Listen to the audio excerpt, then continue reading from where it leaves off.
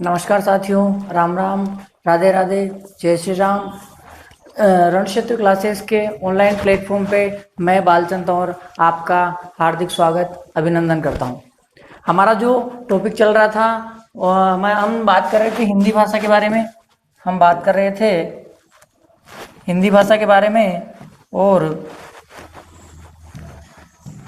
हमारा जो टॉपिक चल रहा था हिंदी भाषा में वर्ण विचार हम पढ़ रहे थे, है ना। और वर्ण विचार के बारे में अपन ने काफ़ी सारी बातचीत की थी। हमने बातचीत की थी, अंत में जो हमारा कल था वो है तालु की स्थिति के आधार पर स्वरों का वर्गीकरण, या तालु की स्थिति के आधार पर स्वर कितने प्रकार के होते हैं। तो मैंने आपको बताया था कि तालु की स्थिति के आधार पर 4 प्रकार के होते हैं। वो था समृद्ध, अर्धसमृद्ध, विवृत और अर्ध विवृत। इसमें मैंने आपको बताया था कि याद कैसे रखना है। इसमें हमें याद रखना है केवल आ को, क्योंकि विवृत का मतलब होता है खुला स्वर, और केवल एकमात्र ऐसा स्वर है हमारे पास जिसको बोलने पर हमारा मुंह क्या होता है, पूरा खुलता है। हमारी जो तालु की स्थिति है वो कैसी होती है, जिसमें मुंह पूरा खुल जाता है ना। इसके बाद आज हम आगे बात करेंगे। देखिए, अब ज़्यादा बचा नहीं है। अब स्वरों के वर्गीकरण में छोटे मोटे 1-2 और प्रकार बचे हैं, 1-2 और दृष्टिकोण होते हैं जिसके आधार पर अपन इनका वर्गीकरण करेंगे। जिसमें अगला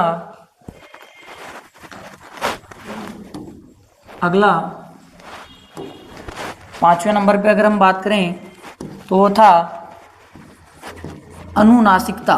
अनुनासिकता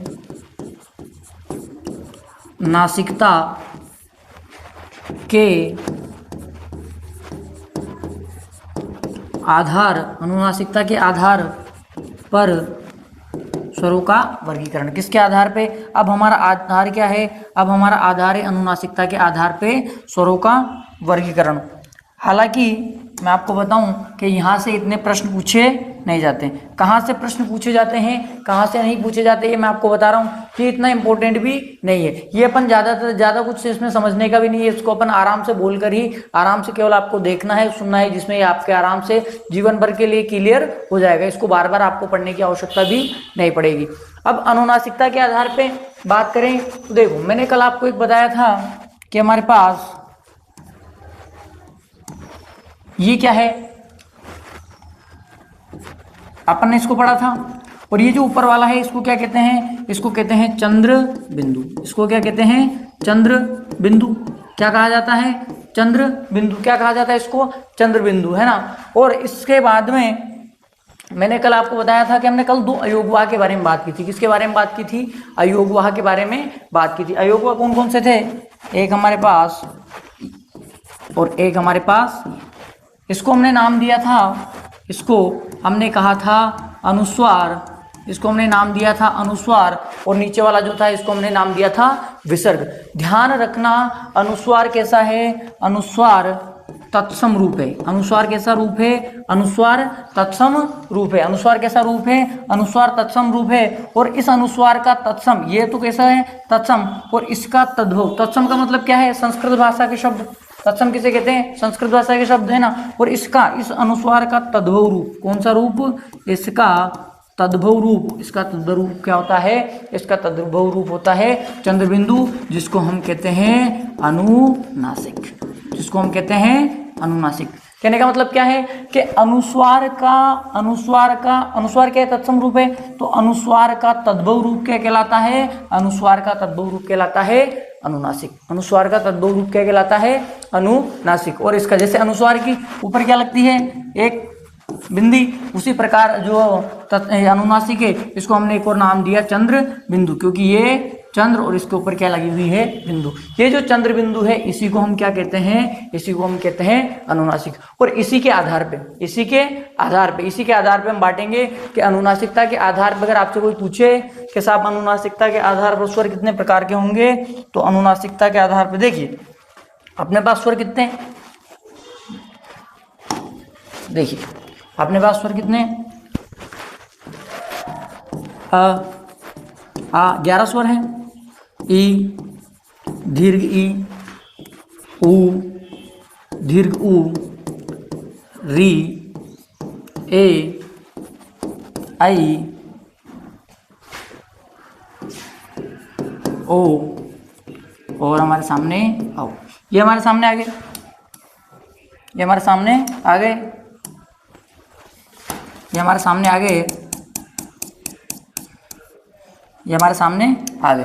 अब देखिए क्या ध्यान रखना है कि अनुनासिकता मैंने क्या कहा, स्वर कितने अपने पास 11, हमारे पास स्वर कितने हैं 11। अब देखिए इन पर किसी भी प्रकार का, इन पर किसी भी प्रकार का, मैंने आपको क्या कहा कि अनुनासिकता के आधार पे, अब देखो जिस पर, देखो या तो क्या होगा इन 11 पे क्या होगा अनुनासिक लगेगा, या तो इन 11 पे क्या लगेगा अनुनासिक लगेगा, या फिर इन पर अनुनासिक नहीं लगेगा, या फिर इन पे अनुनासिक नहीं लगेगा। कहने का मतलब मैं आपको, अगर अपन से कोई पूछे कि अनुनासिकता के आधार पर जो स्वर है कितने प्रकार के होंगे, तो कितने प्रकार के होंगे, 2 प्रकार के। 2 प्रकार के कौन कौन से, 2 प्रकार के, एक होगा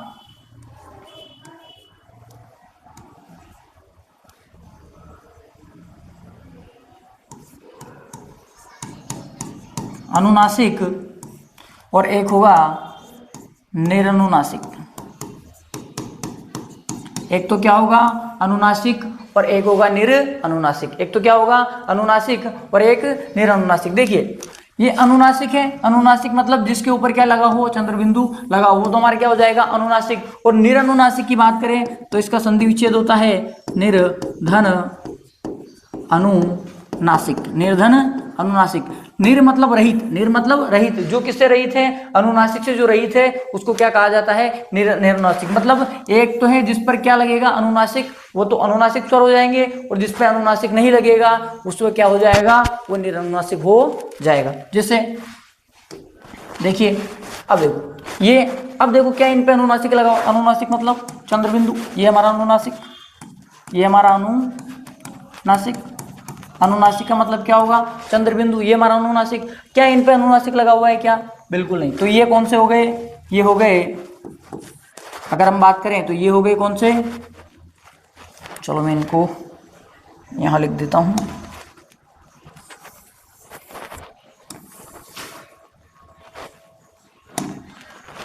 और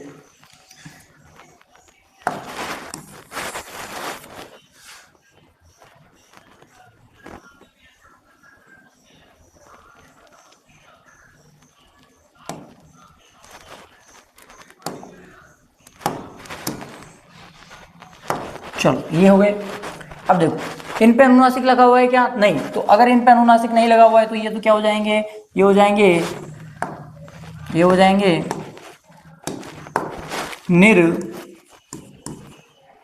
निरानुनासिक। ये क्या हो जाएंगे, निरानुनासिक। ये तो क्या हो गए निरानुनासिक स्वर। क्यों, क्योंकि इन पर अनुनासिक नहीं लगा हुआ है। निरानुनासिक किसे कहेंगे कि जिस पर अनुनासिक, जिस पर अनुनासिक नहीं लगा हो, जिस पर अनुनासिक नहीं लगा हो वो क्या होंगे, निरानुनासिक। और निरानुनासिक में कौन कौन आ गए, निरानुनासिक में सारे ही आ गए जिन पर अनुनासिक नहीं लगा है। ये बात समझ में आ गई। ये अब देखो, अब अगर अपन दूसरे की बात करें तो दूसरा क्या था, अनुनासिक। दूसरा क्या था, अनुनासिक। अगले दूसरे प्रकार की हम बात कर रहे थे, पहला हो गया निरनुनासिक स्वर और दूसरा हो गया, हमने पढ़ा था अनुनासिक, अनुनासिक स्वर। और अनुनासिक का मतलब क्या, मैंने बताया अनुनासिक किसको कहते हैं, अनुनासिक कहेंगे हम चंद्र बिंदु को। जिस पे चंद्र बिंदु लगा हुआ है वो कौन सा हो जाएगा, अनुनासिक हो जाएगा। अब इसमें अपने को एक चीज ध्यान रखनी है, देखिए जैसे मैं लिख देता हूं अनुनासिक स्वर, अर्थात इनको क्या कहेंगे कि जिस स्वर पर अनुनासिक लगा हो, जिस स्वर पर अनुनासिक लगा हो उसको अनुनासिक स्वर कहेंगे। 2 प्रकार हो गए, है ना। अब इनमें हम बात करें तो जैसे हमारा अ, आ, ई, दीर्घ ई, उ, दीर्घ उ, री। इस री को थोड़ा सा ध्यान से देखना है, री, ए, आई, ओ और औ, इसको अपने को ध्यान से देखना। अब देखो इसमें कंडीशन क्या रखनी है, री को ध्यान से देखना है। इसका मैं आपको बताऊंगा अभी कि मैंने इस पे गोला क्यों किया, इसका भी एक खास रीज़न है। इस पे मैंने गोला किया, इसका भी एक खास रीज़न। देखिए अब मेरे को क्या करना है, अनुनासिक लगाना है, अनुनासिक लगाना है। देखो इसके ऊपर मैंने अनुनासिक लगा दिया, ठीक है, इस पे मैंने क्या लगा दिया, अनुनासिक लगा दिया। अब ये क्या बन गया, ये अनुनासिक स्वर बन गया। इस पे मैंने लगाया तो ये भी अनुनासिक बन गया, इस पे लगाया तो ये भी अनुनासिक बन गया। अब बात आती है इस ई पे मैं अनुनासिक कैसे लगाऊं। देखो अगर मान लो मैं ई पे अनुनासिक लगाता हूं ऐसे, क्या ऐसा आपने ऐसा कहीं देखा क्या, आपने ऐसा कहीं देखा क्या, नहीं, क्योंकि ऐसा कभी होता ही नहीं है, ऐसा कभी होता ही नहीं है। तो अपने को एक बात यहाँ पे ध्यान रखनी है, एक बात यहाँ पे अपने को ध्यान रखनी है, वो क्या बात है कि यदि किसी स्वर वर्ण के ऊपर मात्रा संकेत है, यदि किसी स्वर वर्ण के ऊपर मात्रा संकेत है, देखो जिस पे मात्रा संकेत ऊपर नहीं है उस पे तो हम क्या लगाएंगे, पूरा चंद्र बिंदु, मतलब पूरा चंद्र बिंदु लगाएंगे। जिस पर मात्रा संकेत नहीं है उस पे तो क्या लगाएंगे, पूरा चंद्र बिंदु। लेकिन जिस पर मात्रा संकेत हो, जिस पर मात्रा संकेत हो उस पर हम केवल किसका प्रयोग करेंगे, केवल बिंदु का प्रयोग करेंगे। जिस पे किसका प्रयोग करेंगे, उस पे हम केवल बिंदु का प्रयोग करेंगे। तो अब मेरे को बताओ, इस पे लगा दी, अब इस पे कहाँ लगेगी, इस पे लगेगी ये बिंदु। अब ये क्या हो गया, अनुनासिक, ठीक है। उसके बाद इस पे हम ऊपर लगा सकते हैं, इस पे लगा सकते हैं, इस पे ऐसे, लेकिन वापस मात्रा संकेत आ गया तो इस पे कहाँ लगाएंगे, यहाँ पे। आगे बात समझ में, इसके ऊपर भी मात्रा संकेत है तो इस पे भी, यहाँ पे, यहाँ भी मात्रा संकेत है तो इसके ऊपर भी यहाँ लग गया। बात समझ में आ गई। अब इन सब पे तो हमने लगा दिया, री पे हमने मात्रा संकेत, इस पे भाई आप बोलो तो लगा दूं, ये ऐसा लगा दूं क्या। आपने ऐसा कभी नहीं देखा होगा कि इस री के ऊपर ये मात्रा संकेत या अनुनासिक चिन्ह लगा हुआ है, कभी नहीं देखा होगा। क्यों, इसका कारण क्या है, क्या भाई मैं मर्जी से बोल रहा हूँ कि इस पे नहीं लगेगा, या मैंने अपनी मर्जी से कह दिया कि नहीं साहब हम इस पे नहीं लगाएंगे। ध्यान रखना, मैंने आपको जब स्टार्टिंग में 11 स्वर बताए थे तब मैंने आपको बताया था कि री जो होता है ये री संस्कृत की तत्सम ध्वनि है। री संस्कृत की कौन सी ध्वनि है, री संस्कृत की तत्सम ध्वनि है। अब ये ऑलरेडी तत्सम है, ये ऑलरेडी क्या है, तत्सम है, तो इस पर किसका प्रयोग नहीं होगा, इस पर कभी भी अनुनासिक का प्रयोग नहीं होगा, इस पर कभी भी अनुनासिक का प्रयोग नहीं होगा। तो मैं आप नोट में लिख दूं आपको, री संस्कृत या री संस्कृत की तत्सम ध्वनि है। री संस्कृत की कौन सी ध्वनि है, तत्सम ध्वनि है। अतः री संस्कृत की तत्सम ध्वनि है, अतः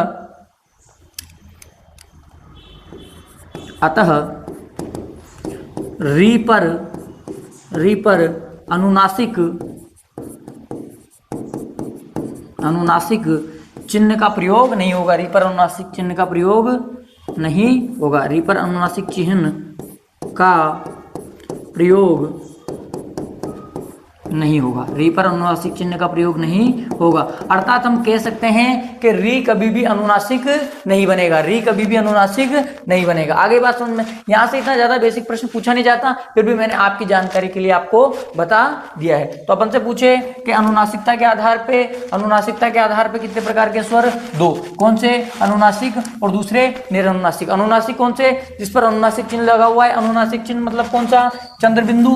क्यों, क्योंकि मैंने बताया कि अनुस्वार जो तत्सम है, इस तत्सम का तद्भव रूप क्या है, अनुनासिक, और इसी को हमने क्या कहा है, अनुनासिक, अर्थात इसको हमने चंद्र बिंदु कहा है। जिस पर चंद्र बिंदु लगा है वो कौन सा हो जाएगा, अनुनासिक स्वर, जिस पे नहीं लगा है वो कौन सा हो जाएगा, निरनुनासिक। और अपने को ध्यान कहाँ रखना है, अपने को ध्यान रखना है कि जिसके ऊपर मात्रा संकेत हो, जिसके ऊपर क्या हो, मात्रा संकेत हो, उस पर क्या होता है कि उस पर क्या चंद्र बिंदु लगेगा, उस पर चंद्र बिंदु नहीं लगेगा, उस पर केवल क्या लगेगा, उस पर केवल बिंदु लगेगा, जैसे हमने यहाँ पे लगाया यहाँ तक। और मैंने आपको बताया कि री स्वर क्या है, री तत्सम ध्वनि है, इसलिए री कभी भी कैसा नहीं बनेगा, री कभी भी अनुनासिक नहीं बनेगा। यहाँ तक की बात समझ में आ गई। अब लेते हैं हम अपना अगला प्रकार।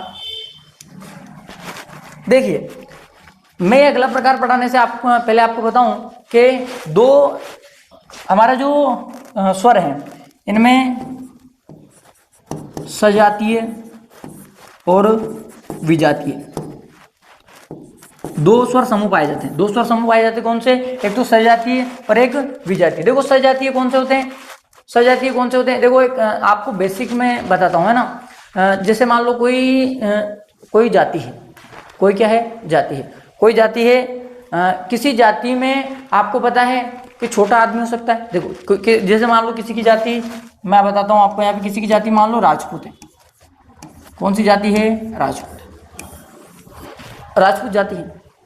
अब इस राजपूत जाति में कोई व्यक्ति लंबा हो सकता है, कोई व्यक्ति छोटा हो सकता है, जाति दोनों की क्या है, राजपूत। उसमें राजपूत जाति में लंबे लोग भी पाए जाते हैं, छोटे लोग भी पाए जाते हैं, गोरे लोग भी पाए जाते हैं, काले लोग भी पाए जाते हैं, समझ गए, गोरे लोग भी पाए जाते हैं और काले लोग भी पाए जाते हैं। इसलिए जाति है पूरी, इसका मतलब इसकी अपने को हाइट हेल्थ पे नहीं जाना है। ये दिखेंगे कैसे, एक जैसे दिखेंगे, कोई मोटा हो सकता है, कोई पतला हो सकता है, कोई छोटा हो सकता है, कोई लंबा हो सकता है। आगे बात समझ में। इसीलिए ये जो अपने आया है, मैंने आपको बताया कि ये जो जाति, सजातीय और विजातीय क्या है, तो हम एक, अगर अपने जैसे पढ़ने वाले लोगों ने इसको बना लिया कि जाति के आधार पर स्वर, किसके आधार पे, जाति, चलो मैं इसको हटा देता हूं, जाति के आधार पर स्वर। तो जाति के आधार पर स्वरों का जो वर्गीकरण अपन ने किया, तो जाति के आधार पर मैंने कितना बताया, उनके दो प्रकार के लोग हो सकते हैं, एक तो समान जाति के और एक, तो इसके आधार पे कितने प्रकार, दो कौन कौन से, दो की अगर अपन बात करें तो पहला होगा सजातीय, सजातीय, और दूसरा होगा कौन सा, दूसरा होगा विजातीय, दूसरा होगा विजातीय। देखो सजातीय स्वर और दूसरा कौन सा होगा, विजातीय स्वर। अब मैं आपको बताऊं, सामान्यतः जब अपन संधि पढ़ेंगे तब हमारे ये बहुत काम आने वाला है, जब हम संधि पढ़ेंगे तब ये हमारे बहुत काम आने वाला है। सजातीय स्वर समूह जो होता है, सजातीय स्वर समूह होता है दीर्घ संधि में। सजातीय स्वर समूह कौन सी संधि में होता है, दीर्घ संधि में। कौन सी संधि में, दीर्घ संधि में। जब हम पढ़ेंगे तब मैं आपको बताऊंगा कि जो सजातीय स्वर समूह है उनसे मिलके अगर कोई शब्द वर्ण बनता है तो वो बड़ा बनता है। इसलिए सजातीय स्वर समूह काय में पाए जाएंगे, दीर्घ संधि। देखो सजातीय स्वर समूह कौन से, चलो मैं इधर लिख देता हूं, दो अपन ने लिखा, पहला सजातीय, सजातीय, सजातीय का मतलब होता है समान जाति का। सजातीय का मतलब अपन क्या लिख सकते हैं, लिख सकते हैं समान जाति का स्वर, समान जाति का स्वर सजातीय। और देखो समान जाति के देखो कौन कौन से हैं, तो आपको ध्यान रखना है, मैंने बताया कौन सी संधि, जब हम दीर्घ संधि पढ़ेंगे तो दीर्घ संधि में जो समूह आएंगे वो कौन से होंगे, सजातीय। तो देखो सजातीय कौन कौन से हैं,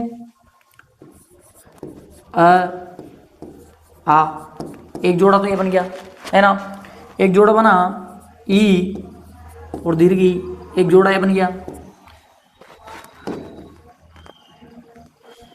एक जोड़ा ये बन गया,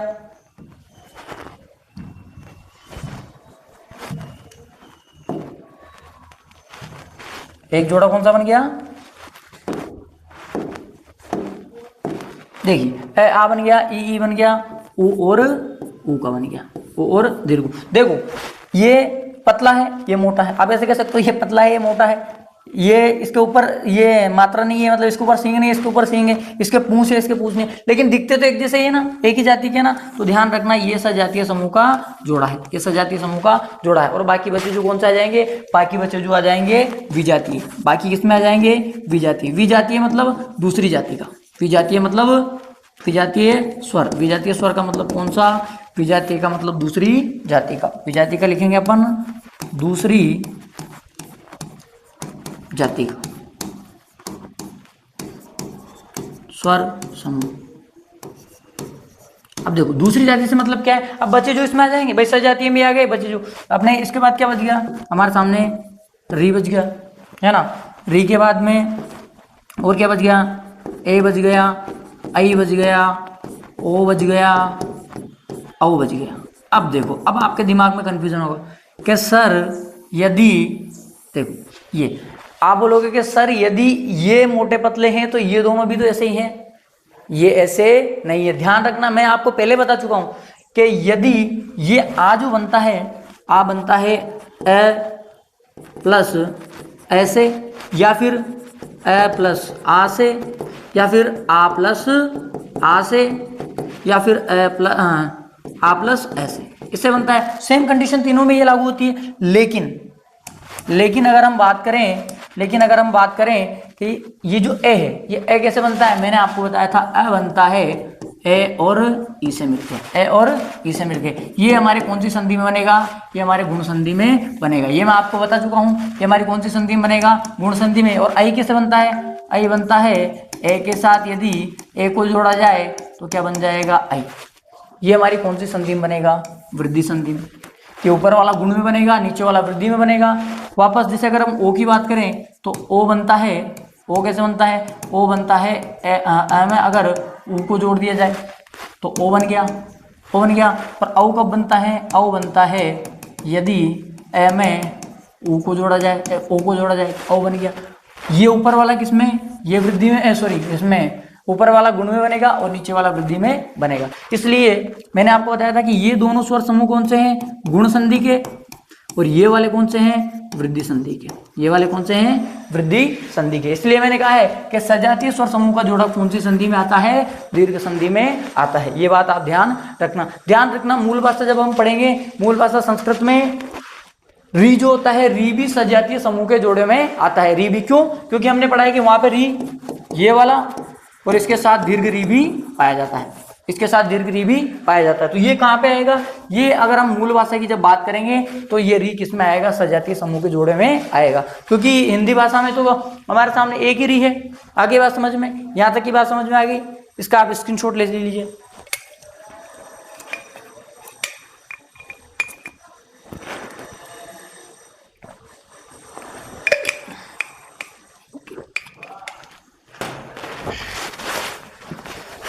यहाँ पर हमारे जो स्वरों का वर्गीकरण है, जो हमने स्वरों का वर्गीकरण पढ़ा वो हमारे सामने खत्म होता है ना। अपन पढ़ चुके हैं। सबसे पहला हमने क्या पढ़ा, पहले हमने पढ़ा मात्रा या उच्चारण में लगने वाले समय के आधार पे, है ना, 3 प्रकार के। दूसरा हमने पढ़ा कि ओष्ठाकृति के आधार पे, दूसरा काय के आधार पे पढ़ा, ओष्ठाकृति के आधार पे। फिर तालु की स्थिति के आधार पे फिर जीभ की क्रियाशीलता के आधार पे पढ़ा, फिर तालु की स्थिति के आधार पर पढ़ा, फिर हमने आज अनुनासिकता के आधार पे पढ़ा, और फिर लास्ट में हमने जाति के आधार पे जो हमने बांटा है उसके आधार पे हमने पढ़ा। अब हमारा यहाँ पर जो स्वर है वो खत्म होता है। हमने पढ़ा था कि वर्ण के कितने भेद, वर्ण के हमने पढ़े 2 भेद। 2 भेद कौन कौन से, पहला स्वर और दूसरा व्यंजन। पहला स्वर और दूसरा क्या था, पहला स्वर और दूसरा व्यंजन। अब जो हम बात करेंगे वो किसके बारे में, स्वर के बारे में हम बात कर चुके हैं कि स्वर किसे कहेंगे, कि वे वर्ण जो बिना दूसरे किसी वर्ण की सहायता से उच्चारित होते हैं उन्हें स्वर कहते हैं। अब हम बात करेंगे हमारा जो दूसरा वर्ण का दूसरा प्रकार आता है वो होता है हमारा व्यंजन। जो दूसरा प्रकार आता है वो आता है कि हमारा व्यंजन। अब इसके बारे में मैं आपको बेसिक जानकारी दूं तो ध्यान रखिए क्या है व्यंजन वर्ण। ये कौन से नंबर का है, दूसरे नंबर का। व्यंजन वर्ण। अगर हम व्यंजन वर्ण की बात करें तो पहला प्रश्न तो यही कि हम इसके बारे में क्या जानते हैं। देखो कोई भी चीज़ अपन पढ़ते हैं ना, सबसे पहले अपने को ये ध्यान रखना है कि अपन उसके बारे में जानते कितना है, हम उसके बारे में कितना जानते हैं। तो देखिए व्यंजन के बारे में मैंने सबसे पहले आपको बताया था कि इसकी परिभाषा क्या होती है, कि वे वर्ण, अगर अपन इसकी परिभाषा की बात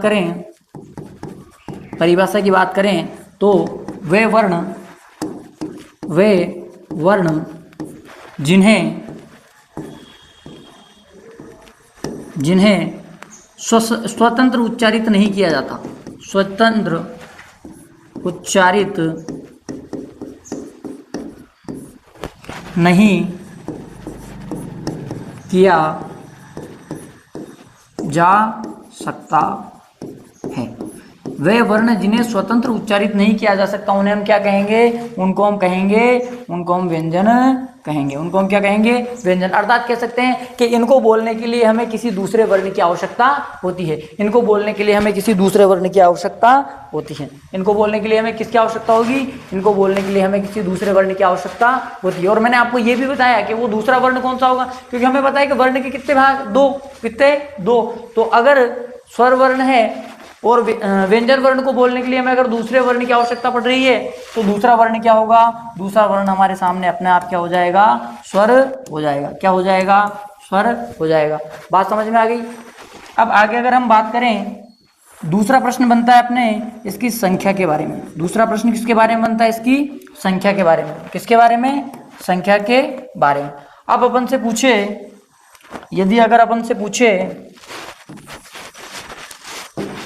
यदि हमसे पूछे कि जो व्यंजन वर्ण है, व्यंजन वर्ण की संख्या कितनी होती है। जैसे हमने स्वर वर्ण के बारे में जाना था कि स्वर वर्ण की संख्या 11 होती है, मूल भाषा में इनको 13 होती है। अगर अपनी बात करें कि व्यंजन वर्ण की संख्या कितनी होती है, तो हमारे दिमाग में एक ही बात याद आनी चाहिए कि जब भी हमसे कोई व्यंजन वर्ण की संख्या पूछे तो उसकी संख्या कितनी होगी, उसकी संख्या होगी कितनी, 33।